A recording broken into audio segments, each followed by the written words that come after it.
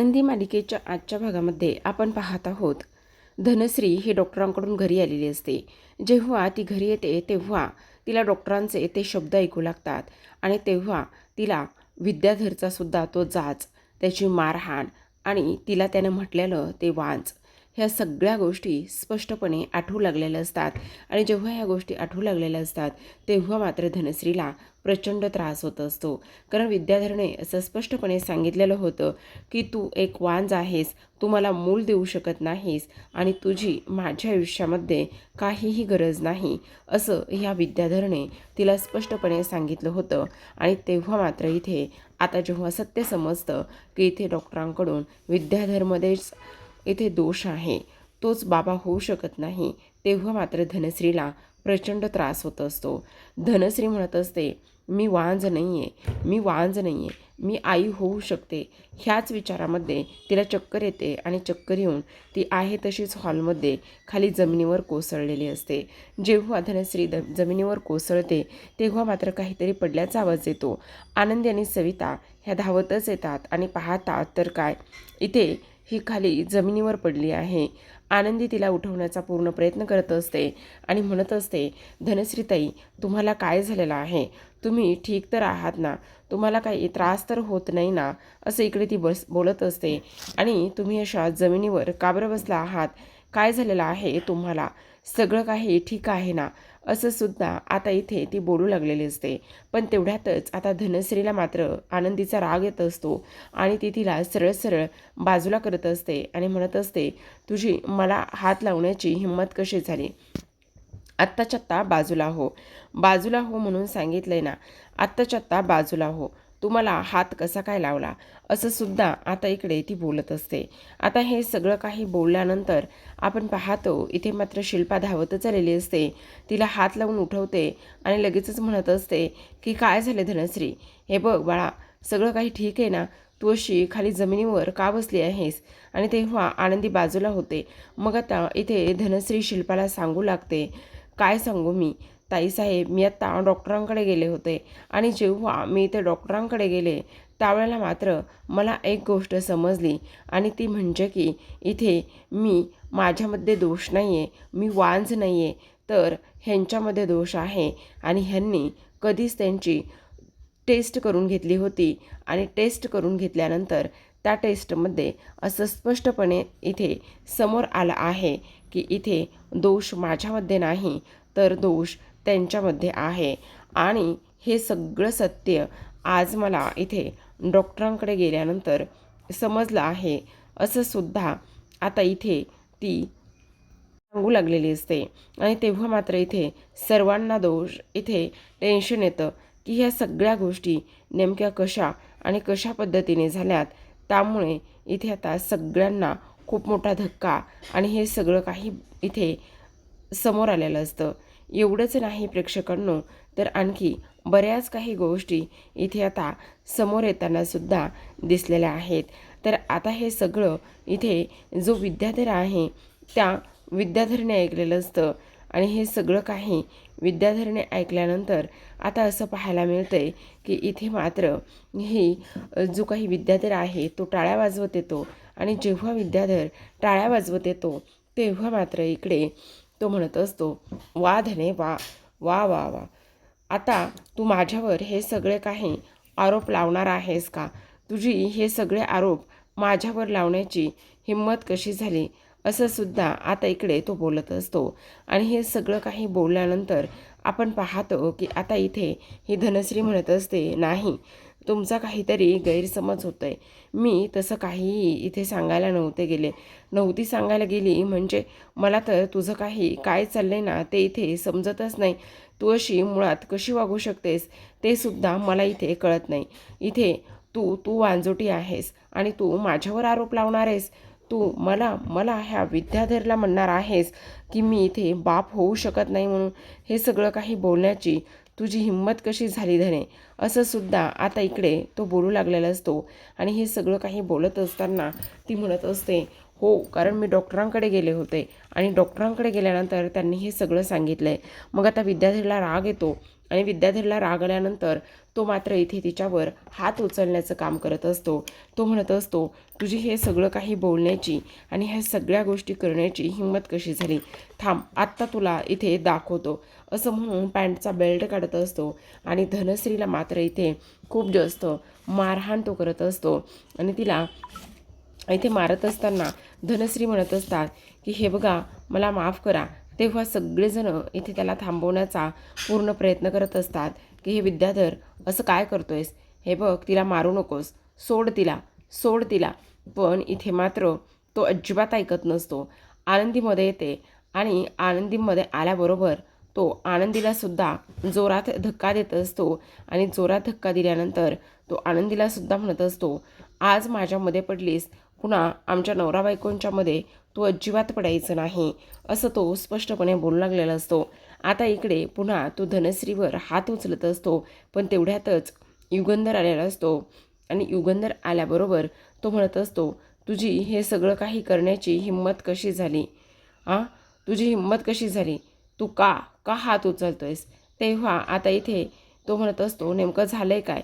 इथे मात्र विद्याधर म्हणत असतो, आम्हा दोघा नवरा बायकोच्यामध्ये तुला पडण्याची काहीही गरज नाही आहे. तू आत्ताच्या आत्ता गप्प बस आणि आमच्या दोघांमध्ये पडायचं सुद्धा नाही. मग आता इकडे युगंधर म्हणत असतो, बायकोवर हात उचलण्यामध्ये कसला आलाय रे पुरुषार्थ? जीव घेईल तुझा, समजलं का? जर इथून पुढे तू अशा पद्धतीने हात उचललास आणि जर असं काही केलंस तर समजलं तुला, असं म्हटल्याबरोबर आता इकडे तो म्हणत असतो, सोड म्हणतोय ना मला, सोड. मग आता इकडे युगंधर आनंदीला विचारत असतो, आनंदी नेमकं काय झालं? तेव्हा आनंदी म्हणत असते, इथे धनश्रीताई डॉक्टरांकडे गेल्या होत्या आणि डॉक्टरांकडे गेल्यानंतर त्यांना असं समजलं की इथे दोष त्यांच्यामध्ये नाही, तर दोष विद्याधरमध्ये आहे आणि त्या आई होऊ शकतात, त्या वांज नाही आहेत, असं म्हटल्याबरोबर आता युगंधर मात्र इथे खूप जास्त रागाला गेलेला असतो. आणि खूप जास्त रागाला जाऊन आता इकडे तो ह्या विद्याधरला चांगलाच कुत्र्यासारखा तुडवत असतो. आणि तेव्हा मात्र आनंदीने हे सगळं सत्य सांगितल्यानंतर आता विद्याधर म्हणत असतो, आनंदी आता मात्र तुझं काहीही खरं नाही, आता तुला मी बघ काय करतोय ते, असं म्हटल्याबरोबर अजूनच युगंधरला राग येतो. आणि अजूनच युगंधरला राग आल्यानंतर युगंधर म्हणत असतो, ह्या घरातल्या कोणत्याही स्त्रीकडे जर वाईट नजरेने बघितलंस तर गाठ माझ्याशी आहे, समजलं का? आणि त्याहूनही सगळ्यात महत्त्वाची गोष्ट म्हणजे की इकडे तू तू बाप होणार नाही आहेस. तेव्हा आणि तू धनश्रीवर हात उचलतोस, धनश्रीवर हात उचलून तिला ह्या सगळ्या गोष्टी सांगतोयस. तुझी हिंमत कशी झाली हे सगळं काही करण्याची? बोल, हे सगळं काही करण्याची तुझी नेमकी हिंमत कशी झाली? असं बोलल्याबरोबर आता मात्र इकडे तो आनंदीकडे रागाने पाहत असतो.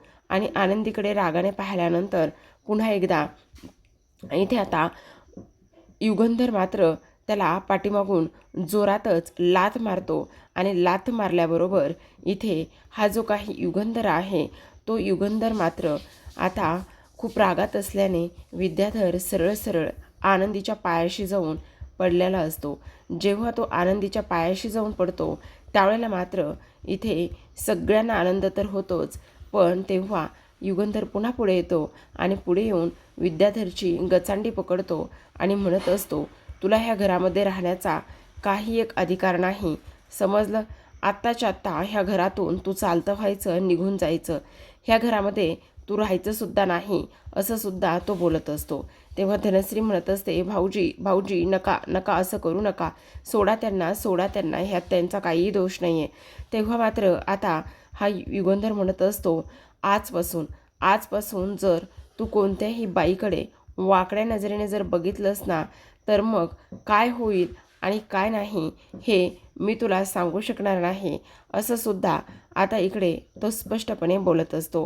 हे सगळं काही बोलल्यानंतर सुद्धा ह्या विद्याधरला मात्र काडीचाही फरक पडलेला नसतो. त्याला काहीही घेणं देणं नसतं, कारण निर्लज्जम सदा सुखम असं म्हणतात ते अगदी तसंच. आणि त्यानंतर युगंधरला आता विद्याधर शेवटची वॉर्निंग देतो, ताबडतोब ह्या घरामधून निघून जायचं, कळलं? मी तुला आणि धनश्रीचा घटस्फोट लवकरच इथे पेपर त्याचे तयार करेल, त्यामुळे ताबडतोब ताबडतोब इथून निघून जायचं, असं स्पष्टपणे तो बोलत असतो. आणि जेव्हा विद्याधर हा आनंदीकडे पाहतो आणि त्यानंतर पुन्हा हसायला लागलेला असतो आणि म्हणत असतो, काय हे दादा, काय सांगू आता तुला, तू अशा पद्धतीने वागशील ना हे मात्र मला कळतच नाही आहे.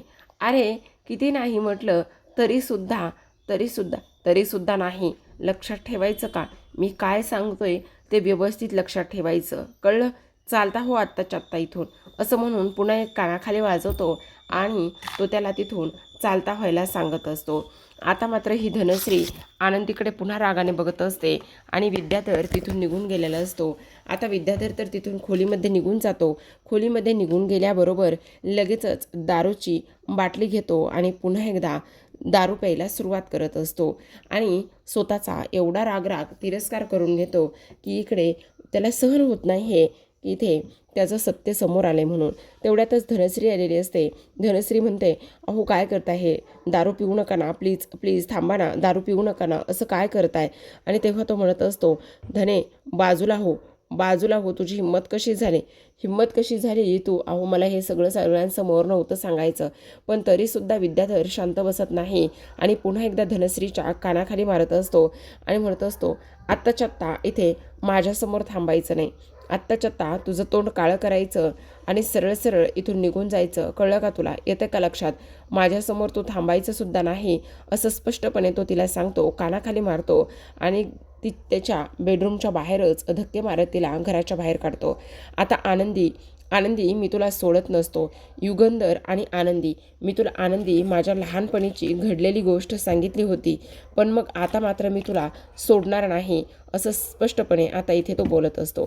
दुसरीकडे माई मात्र वटपौर्णिमेची तयारी करत असतात आणि स्वतःसाठी एक सुंदर साडी त्यांनी बाहेर काढलेली असते आणि ती साडी बाहेर काढल्यानंतर आता इथे ती साडी इथे बापूंना दाखवत असतात आणि म्हणत असतात, अहो ही साडी कशी आहे. तेव्हा ते म्हणत असतात, आता काय ह्यात नवीन आहे, साडीसारखी तर साडी आहे ना. माई म्हणत असतात, असं काय करताय, अहो वेडे आहात का तुम्ही, हे बघा ही साडीसारखी साडी आहे, असं जरी म्हटलं तरीसुद्धा मला उद्या वटपौर्णिमेला ही साडी नेसायची आहे आणि त्यामुळे मी तुम्हाला विचारत आहे. तेवढ्यातच आता इकडे दुसऱ्या बाजूला शिल्पा रागारागात आलेली असते आणि जेव्हा शिल्पा रागारागात येते तेव्हा मात्र इथे ती सगळ्यांना आवाज देत असते की कोण कुठे आहे म्हणून. आणि सगळेजण जेव्हा बाहेर येतात आणि बाहेर आल्याबरोबर तिला विचारतात की काय झाले म्हणून. आणि तेव्हा लगेच आता इकडे ती म्हणत असते, माझ्या बेडरूममध्ये इथे ही फुलं ठेवण्याची इथे कोणी हिंमत केली, लाल फुलं ठेवायची हिंमत कोणी केली, तुमची हिंमत कशी झाली लाल फुलं ठेवायची, तुम्हाला माहिती ना लाल फुलं. त्यावेळेस लगेच ती म्हणत असते, माफ करा, इथून पुढे असं काहीच होणार नाही आहे, असं म्हटल्याबरोबर लगेचच आता इकडे ते लाल फुलं तिथून काढून घेत असतो. पण इथे बापू तिला म्हणत असतात, काय चाललंय नेमकं, अशा पद्धतीने एवढा आरडा आणि ओरडा करण्याची काय गरज आहे, एवढा आरडाओरडा का बरं करत आहेस, अगं आज सण आहे ना, आणि आज सण असून सुद्धा तू अशा पद्धतीने आरडाओरडा का बरं करत आहेस, घरामध्ये शांतता आणि ह्या सगळ्या गोष्टी ठेवायला पाहिजेत ना जरा, मग तू असा आरडाओरडा का बरं करतेस, हे बघ हे सगळं काही करण्याची अजिबात गरज नाही, असं सुद्धा इकडे आता ते बोलत असतात. तेव्हा मात्र इथे शिल्पा म्हणत असते, बापू तुम्हाला माहिती ना माझ्या आयुष्यामध्ये आजचा दिवस कसा आहे म्हणून, ज्याच्यासाठी मी एवढी वर्ष उपास तपास केला, एवढं सगळं काही केलं, पण शेवटी काय झालं आजच्या दिवशी मी कडकडीत उपास केला होता आणि तो सुद्धा करून इथे मात्र ज्याच्यावर मी जीव लावला, ज्याच्यावर प्रेम केलं, ज्याच्यासोबत संसाराची स्वप्न बघितली, त्यानेच इथे मला काय केलेलं आहे, ही गोष्ट तुमच्या लक्षात येते का, तोच माझ्यासोबत अशा पद्धतीने वागला आणि त्यानंतर त्याने दुसरा संसार थाटला, मग मी कशी गप्प बसणार आहे, असं सुद्धा स्पष्टपणे आता इथे ती बोलत असते. आता हे सगळं काही बोलल्यानंतर मात्र इथे युगंधर आलेला असतो आणि युगंधर म्हणत असतो, ताई काय चाललंय हे सगळं. आणि तेव्हा शिल्पा म्हणत असते, काय झालेलं आहे, हे बघ त्या विद्याधरचे आणि धनश्रीचे घटस्फोटाचे पेपर तयार केले का, तू धनश्रीला हे सगळं सांगितलंयस का? अरे वेडा आहेस का युगंधर? धनश्री कशी तयार होईल? हे बघ, ती काही केलं तरीसुद्धा तयार होणार नाही आहे. कारण तुझ्या गोष्ट लक्षात येते का? तिचा मात्र इथे त्या विद्याधरवर फार जीव आहे आणि त्यामुळे ती त्याच्यावर इथे मनापासून प्रेम करते. मग मनापासून प्रेम करत असताना मला एक गोष्ट सांग, ती कशा पद्धतीने त्याला इथे घटस्फोट देईल? अजिबात ती त्याला घटस्फोट वगैरे काही देणार नाही आहे, मी तुला सांगते. तेव्हा मात्र आता युगंधर म्हणत असतो, पण ती घटस्फोट देणार नाही म्हटल्यावर असं कसं चालणार आहे? तेवढ्यातच आनंदी आलेले असते. आनंदी तिथून जात असताना युगंधर आनंदीकडे पाहतो आणि आनंदीला म्हणत असतो, थांब आनंदी. आनंदी मग जागीच थांबते आणि विचारत असते, मालक साहेब काय झालं? तेव्हा युगंधर म्हणत असतो, तुला मी नवीन साड्या दिल्यात ना, मग तू ही साडी का नेसलेली आहेस? तेवढ्यातच आनंदी म्हणत असते, ते मालक साहेब काय ना, आता उद्या वटपौर्णिमा असल्याकारणाने मी असा विचार केला की मी ती नवीन तुम्ही दिलेली साडी वटपौर्णिमेला नेसेन म्हणून मी आत्ता ती साडी नेसली नाही. असं म्हटल्याबरोबर आता इकडे युगंधर शिल्पाकडे पाहतो आणि शिल्पाकडे पाहिल्याबरोबर इथे शिल्पा म्हणत असते रागानेच, तुझी हिंमत कशी झाली? तुला मी अगोदरच सांगितलेलं आहे की युगंधरसाठी उपवास तापास आणि हे व्रत वैकल्य करायची काहीच गरज नाही. तुझ्या लक्षात राहत नाही आहे का? आणि त्याहूनही सगळ्यात महत्त्वाची गोष्ट म्हणजे तू हे सगळं मुद्दामून करतेस का? का असं वागतेस ग? काही गरज नाही आहे माझ्या भावासाठी हे सगळं काही करण्याची. तेव्हा आता आनंदी म्हणत असते, असं काय करताय ताईसाहेब? अहो, लग्नानंतरचा माझी पहिलीच वटपौर्णिमा आहे ही आणि लग्नानंतरची माझी पहिली वटपौर्णिमा असल्यामुळे मला हे सगळं काही करायचं आहे.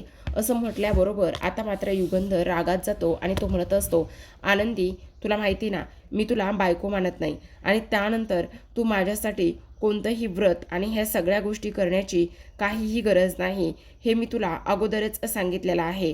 आणि अगोदरच ह्या सगळ्या गोष्टी सांगितल्या असल्या कारणाने सुद्धा तू पुन्हा तेच का करतेस? हे बघ, आपल्यामध्ये कोणतंही नवरा बायकोचं नातं नाही आहे आणि त्याहूनही सगळ्यात महत्त्वाची गोष्ट म्हणजे हे लग्न फक्त आणि फक्त इथे जगासाठी आहे आणि तुला माझ्या उदंड आयुष्यासाठी प्रार्थना करण्याची काही गरज नाही.